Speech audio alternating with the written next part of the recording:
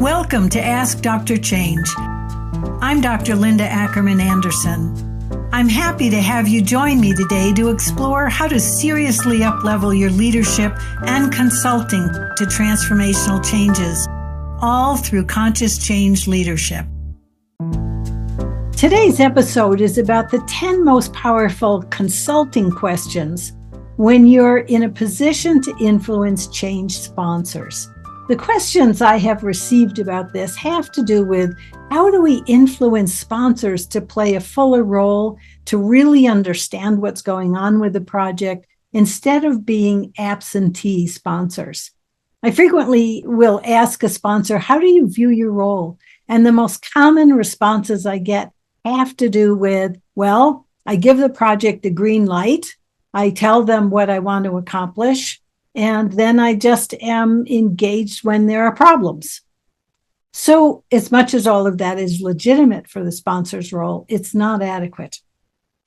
In episode 6 of Ask Dr. Change, I reviewed the 10 responsibilities of a transformational sponsor. I'm not going to repeat those here, but that's worth looking at. Today's episode is about the questions consultants can ask sponsors, assuming you're positioned to do so, that will actually bring them into the reality and the challenges of actually leading a major change effort, ideally a transformational change effort. What I've discovered is sponsorship is not well understood. Again, people have a limited view of it. It's a title. I'm the one kind of, launching this. But that's about as far as many sponsors take it. It's a role in name only. So what we're really after here is how to support sponsors to play a fuller role as consultants. So I'm going to invite you to go along with me on this journey of asking these questions. I want you to imagine yourself with a sponsor, ideally a real one if you have that. And imagine being in the kind of relationship, the quality of relationship that would enable you to ask these questions. That's what we're after here. And as I pose each question, I want you to think about the implications of their answer, of supporting them to be able to answer, because it requires different kinds of effort, more engagement of your sponsors than typically they're accustomed to.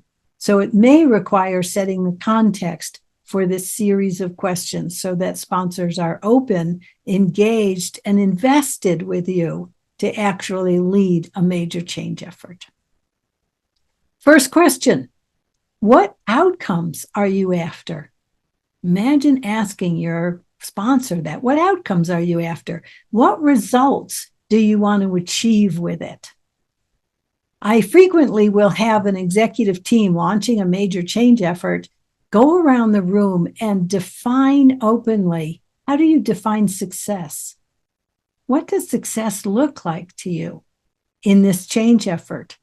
And more times than not, there will be very different answers here. Sometimes it's a number, sometimes it's a percentage, sometimes it's actually a compelling vision, which we'll talk a bit about. One of the most important things about asking what outcomes is really getting the sponsor to consider, is this outcome compelling to both the project team you're going to be asking to lead this change, but more importantly, the stakeholders who need to live it, who need to make the change and actually live in your future state. Is it compelling to them? Or is it a have to? Is it a threat? How could you make the outcome in the definition of success compelling? Now, one of the things, if you've listened to prior episodes, you'll know that we very frequently take what we call a 4-quadrant view of things. This 4-quadrant view relates as well to outcomes. The quadrants are mindset. So what outcome do you need from your stakeholders over their desired mindset to make the change be successful? Behavior, what do you need them to be doing differently? Not just your stakeholders, but your leaders and managers as well. 3rd quadrant, culture. How about the cultural norms that support the change or block the change? What kind of a culture are you after to be able to sustain the results of the project? And lastly, what's the actual content outcome that you need? Is it structure? Is it metrics? Is it, business process? Is it new products or services? So what actually is the content? So 4-quadrant outcomes: mindset, behavior, culture, and the system's content piece of the change effort. Can you define success in each of those 4 quadrants? That then will provide a great deal of relevance to the folks that have to make the change. Next question: how is the project currently going? So it's important to get the sponsor to really understand the status of things. Now, here's the kicker question: how do they know that their picture is actually accurate to what's going on? Are you getting the full picture? I'm currently consulting with a sponsor in a major transformational effort in a utility, and she believes that she's only getting good news. Most sponsors can expect good news, and maybe their leadership style is one that would prevent them from getting bad news. And so every change effort has good news and bad news. And so how do they stay engaged enough, building the relationships enough with both the project leaders, the project teams, their leaders, and their stakeholders, so they actually, over the course of the entire change effort, actually get a realistic picture of what's happening and what may need attention to get it back on track? We'll talk a little bit more about that. Third question: are you confident the project is set up for success with clear strategy? That's a sponsor role. Governance, clear roles and authorities and structures. Scope, do what's in and what's out. What are we focusing on and what aren't we focusing on? Think 4 quadrants: mindset, behavior, culture, and the content outcome. And capabilities. Do people actually have the skills to lead this change effort? In this utility example that I'm currently consulting with, it is very clear that major leaders of various work streams do not have a clue how to lead a complex change effort. And so a lot of the missteps and a lot of the issues that are going on have to do with the fact that they don't have change leadership capability. In some cases, the content experts are in leadership roles, and they don't have the human capability to understand how to address culture or mindset or behavior. So are you set up with the capabilities to actually launch the change effort effectively? One of the more important things that we talk about at launch in terms of setting things up is what we call conditions for success. We have a whole episode on conditions for success. These are really the factors, the conditions, the things that have to be in place to ensure that the change effort is not only launched effectively, but actually sustained over time. And so conditions for success, which typically go to budget, resources, timeline, openness, access to information, ability to course correct, telling the truth, you name it. There's personal conditions and leadership conditions and organizational conditions. So is the sponsor aware and an advocate for setting their change effort up for success with conditions that will support it to actually sustain through to a positive outcome? Next question: what's going well? And what's troubling your project leaders or your project teams? This is a question that takes place not just at the early stages, but all the way through a change effort. How do you know? How do you stay abreast? How do you, a lot of sponsors will say, well, I get a status report once a month. Is that adequate to really know what's going on? Maybe it's once a week. Maybe it's open door so that your project leaders or any of your stakeholders could actually come in and report something that's of concern to them or something that's out of alignment. And so how do you stay on top of the reality of the change effort? Not asking about micromanaging. I'm asking about staying strategically informed. about what's actually happening in the project. Next question. Are there actually adequate resources and time to do what's necessary for full adoption and sustainment of results? Is the timeline realistic? Is the budget realistic? So here's a critical piece in understanding the change process that sponsors don't always get. When you go through and really figure out not only what you want to put into place, but the implications of it, how big it is, what's the magnitude of change required to get from the old state to the new state, that information, when clearly done, informs how long it's going to take. It informs how much work is actually required. It informs what the cost needs to be. So at the very beginning, when sponsor is initially setting out a timeline and a budget, those honestly are good guesses. And only when you really understand how much work is going to be required, and keep in mind, work to change mindset, work to change behavior, work to change the culture, as well as whatever the work product, the structure, the business process, whatever the content solution is, how much work is required to undo the old state and put in place the new state. That then informs timeline and budget. Again, I've never consulted with a change effort that didn't need to adjust timeline and budget based upon what they realized the real work required to get a successful outcome and sustain it.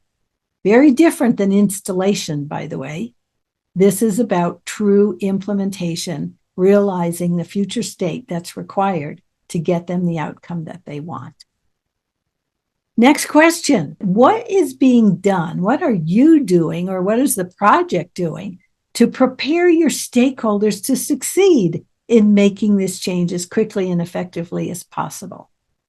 What's being done in terms of communications, training, skill development, mental and emotional readiness? There's a lot that stakeholders need to enable. They aren't doing all of this, but they need to enable so that the people dynamics are addressed along with the content dynamics of what you're attempting to accomplish. So how do you build in those actions, those events, to ensure, whether it's one-on-one, in teams, or major programs, major communications, to ensure that your stakeholders are ready, willing, and able to take on this change.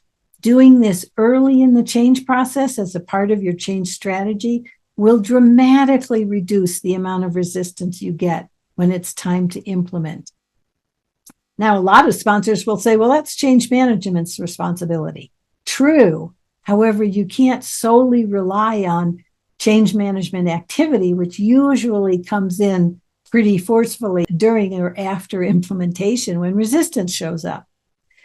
Very early on, there are people strategies that need to be put in place to ensure, again, from a four-quadrant perspective, that stakeholders understand they need to think differently, they need to act or behave differently, they need different cultural norms that will support the outcome, as well as doing the actual content outcome, the new solution. So really important to invest time in how people are undergoing the change. The other piece that I want to mention about this is, what are you doing to support your leaders, not just the stakeholders, perhaps on the front line or down in the organization, but how about the personal changes required of your leadership in various ranks throughout the organization? Leaders and middle managers frequently find themselves in the middle when the change actually is going to impact stakeholders down the line. How do your leaders and managers need to be different in order to support the change effort? And what actions are required and events are required, support required to get them to actually make the personal changes required? That's another major piece of strategy that sponsors need to be very aware of early in the change process as they're creating their strategy. I want to ask you, aside from striving for your business outcomes, how will you ensure the human changes are taking place the way you need to? in the culture of the organization, stakeholders' mindsets, their relationships with each other, politics. Is this work being built into your strategy and process from the very beginning? You can't just leave it to change management. From the very beginning, it's an important investment in how the change is will take place, how it will be guided. Emphasizing just content, just your business outcomes from a content perspective, is actually quite limiting to what you're able to do as the change process unfolds. And so how can you ensure that you are taking into account all the human changes? Again, mindset, behavior, and culture belong in the human change strategy piece of this. Next up, over time, how will you ensure that you're getting truthful, accurate, and timely information about how things are going from your project leaders, your team leaders, your stakeholders, middle managers? How will you deal with information that indicates things aren't going quite the way we want them to, or a major change, major adjustment is required, what we call course corrections? How can sponsors support not just getting real accurate data, truthful data, but making course corrections strategically in terms of the outcome, timing, budget, what's actually being achieved or designed? How will you handle course corrections? Now, what's critical here is how do you make making course corrections expected and safe? This is an important thing because so many stakeholders, even project leaders and teams, are afraid to give bad news, afraid to surface that things aren't clear or things are confused or things are struggling. How do you make it safe? A theme that we often teach is no blame, no shame. How do you neutralize the emotional reactions? And especially when things are really active and people are over capacity, taking on their normal work as well as change work, how do you make it safe for them to say, this is not working and we need an adjustment? That's a critical thing that stakeholders need to account for and get out of the mindset that says, right out of the gate, I want it to be perfect and go according to plan. It doesn't happen, especially in transformational change. And so how do you enable ongoing course correction is a really critical piece, and ensure, whether it's through modeling or really testing out and demonstrating, that making a course correction is expected, reasonable, and a definition of success, that we are adjusting in order to get the outcome that we want. Really important piece here. Along those same lines, how will you handle surfacing and resolving the factors, norms, rumors, or red flags that stand in the way of your success? This is the same theme. How will you make adjustments? How will you, again, surface and take a stand for, we need to make adjustments? Again, ongoing consulting with a client right now, it's like they're saying, we need to delay rollout for 6 months. That's a big deal. But they realize there's no way they can handle daily operations and take on the major rollout for their change effort if they don't delay. No one can handle it. They just can't stand up under the weight of all the activity required to get it right. So they're delaying. That's a major piece. And it took a lot of indications that that's in fact the case, the stress on their folks, et cetera. So the sponsor is saying, all right, time out. We need to recalibrate our timing and our budget for taking this on because we want it to succeed. We're investing a lot of money in it. How can we do that and keep the lights on at the same time? So very courageous move on that sponsor's part, and really important on how to effectively sponsor and lead a transformation. Lastly, how are you as the sponsor going to personally model what you're asking of the organization? New behavior, new mindset, new language, new ways of planning, new ways of communicating. What are you asking of the organization? And if you've truly looked at scope through 4 quadrants, you'll understand there are shifts required at all levels of the organization in mindset, behavior, and culture, not just to get the outcome, but to actually operate, behave, live in a new reality in the organization. And so what we really need to ensure occurs here is you as sponsor recognizing, championing how to communicate, demonstrate, reinforce, and perhaps coach others to walk the talk of the new reality. We have a whole intervention called Leadership Breakthrough, Walking the Talk of Change. It's all about getting leaders, especially sponsors, to walk the talk of what they're asking of the organization. It's a huge demonstration of we are in this together. It's me, it's us, it's you. We need to operate differently. So 10 questions, really important to consider the implications of each of these and how the change is being set up, how it's being led, how it's being course corrected, and how engaged the sponsor needs to be able to fully lead a change effort all the way through sustained business benefits. My pro tip for you today is to actually create the quality of relationship with your sponsors so that you can actually ask these questions. What's your relationship like? Is it periodic? You get to step in and, chat with them once in a while about how things are going. Is it only when there's a crisis, a major course correction? What's the quality of your relationship like with sponsors? If you don't have access to sponsors and you're consulting on a major change effort, how in the world can you make the strategic navigation changes required for a transformation to succeed? So for some, it will be an up-leveling of your role, your influence, your relationship, so that you have access to the sponsor. That leads me to my personal reflection for you, and that is, how confident do you feel about asking these questions? Do you understand them yourself?